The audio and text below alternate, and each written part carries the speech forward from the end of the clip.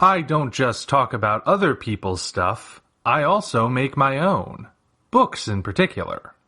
To date, I have 4 books you can check out on Amazon. Operation Red Dragon: The Daikaiju Wars Part 1, Occult Mafia, Emerald of Maddox City, and the short story collection Assorted Absurdities, Tales of Kaiju Punk and Other Genres. Hop on down to the description for Amazon links to all 4 books. Enjoy whichever ones you read, and enjoy the video. Hello, ladies and gentlemen. I am the Omni viewer, and I'm back in the Halloween garb because I figured this was an appropriate Halloween subject. Today I want to talk about the rise and fall of the subgenre known as Splatterpunk, and whether or not it actually still survives to this day. Now, I'm sure there are those of you who are looking at this and wondering, what the heck is Splatterpunk? For those of you who don't know, here is the basic idea. Splatterpunk is not for the faint of heart. It is a variety of horror that places a particular emphasis on violence and grotesquerie and basically that general sense of gore. Now, that is not to say it is just senseless gore for the sake of it. You see, I described this a little bit in my bonus essay at the end of Assorted Absurdities, but the idea of different genre punk genres, if you will, is that the punk aspect is the main point. Those different genres have a distinct aesthetic, it's true, but the punk is the actual substance. You put the style and the substance together, that's what you get. And as you can imagine from the use of the word punk, that particular attitude is probably something subversive. For example, cyberpunk, arguably the genre that started the whole genre punk movement. Cyberpunk is science fiction, it's set in the future usually, so it's got futuristic technologies and concepts throughout, but the punk aspect is that it's anti-Star Trek. It is the antithesis to the world of tomorrow. In the 1950s, there was this idea that now that World War II was over and evil had been defeated, we could only move towards a glorious utopia. And one of the things that would make life a utopia were new advancements in technology. There are all sorts of different short subjects and even full-length films, and if they haven't updated them, a few rides at Epcot Center at Disney World that show this idea of a future where technology makes everything easier. Of course, none of the people who made these things actually knew how technology would advance or any of the new problems that would come with it, but cyberpunk did anticipate problems. Cyberpunk authors looked around and said, you know, just because we invent the flying car and the robot servant doesn't mean we're going to solve social problems like poverty and racism. Those problems will still exist and might even be made worse. So, a cyberpunk future is not an idealized future. That is the punk aspect. Steampunk is a little bit different in its subversion. It's a retrofuturistic thing. It more often goes into the past, or if it's the future, it's probably some sort of post-apocalyptic future where we have to scrape together technology rather than rely on instantly manufactured stuff. But when it retains its Victorian era setting in particular, it's usually sort of meant to subvert the mindsets that came with the Industrial Revolution. Stuff like social Darwinism and corporatized progression and stuff like that. It celebrates the individual adventurer, the solo inventor, the person who goes out and changes the world on his own, maybe with a band of helpers along the way, but it's about that spirit of wonder, as opposed to the whole, well, let's just take that whole survival of the fittest thing and apply it to our society instead of just the natural world. And with something like Dieselpunk, it's exploring that idea of good versus evil, because it draws heavily from the 30s and 40s, but it questions exactly where you draw the line between good and evil. Can a good guy be a dark avenger and a bad guy be someone who promises to lead us into a future of light? Well, that question is usually answered in a story filled with solo gun-wielding vigilantes staring down giant tanks that walk like robots. So what is the punk aspect of Splatterpunk? Well, It was done in response to the idea that horror violence had become somewhat trivialized. The bloodiest death is reserved for the monster, and the monster is always an external force that comes in and casts its shadow over this quaint little town that really had nothing wrong with it. Splatterpunk came along and suggested a couple of things. First, maybe the monster does get more people, people who maybe don't have it coming. And second, maybe the quaint little town the monster shows up in isn't really that quaint. Maybe the monster does mess things up by being there, but it's not bringing evil into the location, it's more revealing an evil that was already there and people were just pretending wasn't there. And when violence happens in Splatterpunk, you feel it. It's not easy to watch or read. It's horrible to see happen to the people because you've gotten to care about those people. In essence, it horrifies you. That's the basic idea of Splatterpunk, but of all the different genre punks out there, it's the one that doesn't seem to have much of a mainstay anymore. Other genre punk things have been popping up every once in a while. Most of them seem to be based purely on aesthetics, like stone punk or clock punk or whatnot. But Splatterpunk had its day, and now it seems to be gone. And the big question we have to ask is, why? I believe the answer to why Splatterpunk vanished is twofold. First of all, it doesn't really have an aesthetic that's all its own. Like I said at the beginning, the whole idea of the genre punk movement is that you take a particular style, you marry it with substance, and that's what you get. But Splatterpunk didn't really have that per se.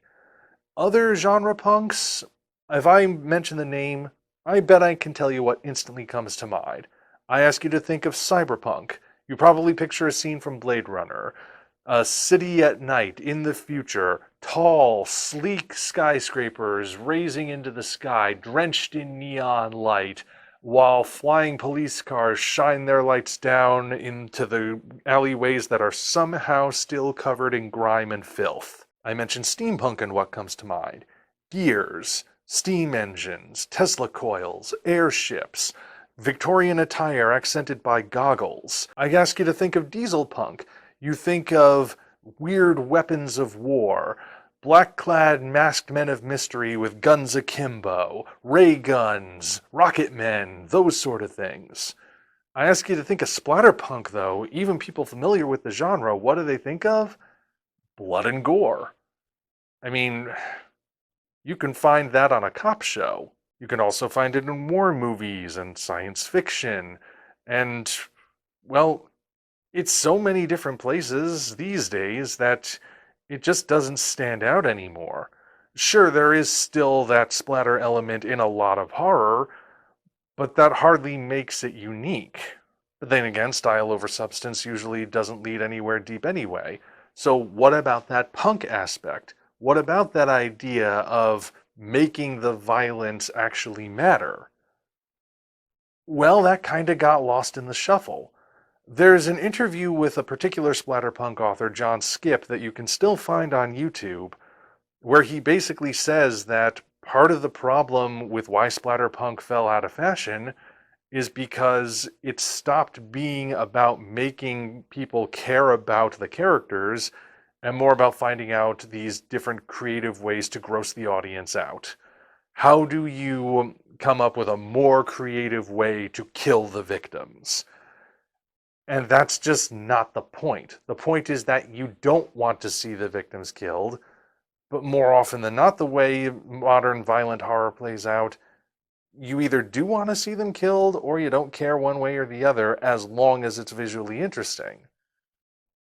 That's the antithesis of what splatterpunk was setting out to do. So with the substance lost and the style not being visually distinct enough, what's left? Nothing. Splatterpunk just sort of vanished. Or did it? Gory works of horror still exist today, and they're usually classified as splatter horror. Whether or not they qualify as splatterpunk, really is up for debate a lot of the time. Some people can look at a particular work and go in completely different directions as to whether or not the substance matters. Do you actually care for the characters?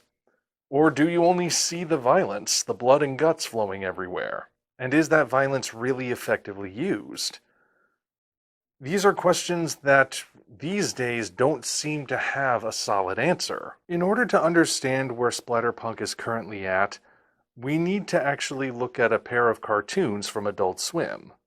I know that sounds weird, but just stick with me on this. On the one hand, you have Genndy Tartakovsky's Primal, a series about survival in a prehistoric landscape. And it is brutal to watch. Every single episode keeps you on the edge of your seat as you're waiting to see what happens. And when the blood flows, it is nasty to look at. But it holds weight because the characters that we're following, the Caveman Spear and the Tyrannosaurus Rex Fang, are characters that we've come to care about. We care about them. We want to see them survive. We want to see them protect the people they care about. So when the violence happens, it packs a punch, and it has us worried about what the outcome might be. On the other hand, we have Rick and Morty, a series which is brutal to many different characters, be they human, alien, robotic, or unclassifiable. And yeah, it can be just as brutal, if not more brutal than Primal, but Rick and Morty is a comedy. The viscera is meant to invoke laughter rather than horror. Now sure, you could argue that Rick and Morty is subversive in its own way, but the thing is, it's not subversive the way Splatterpunk is meant to be. Because in Splatterpunk, violence is meant to repulse, and life is not considered cheap. In Rick and Morty, meanwhile, violence is meant to get a chuckle out of us, and characters can die and nobody really gives a darn. Both shows have loyal audiences, it's true, but Rick and Morty is more in the public eye than Primal. At the same time, though, Primal's fan base doesn't have nearly the same kind of bad reputation that the Rick and Morty fan base does. So which one will win out in the end, and how will that affect the way violence is portrayed in popular media, if it's affected at all? That still remains to be seen. At the moment, though, this dichotomy is a perfect example of where Splatterpunk currently sits. There are some people who still get it, but there are some people who just don't. So, Splatterpunk may not be dead, but it is exceedingly rare. So rare, in fact, that when it shows up, sometimes we can't even agree that it actually is Splatterpunk. Maybe it'll make a comeback, or maybe it had its day and got molded into everything else.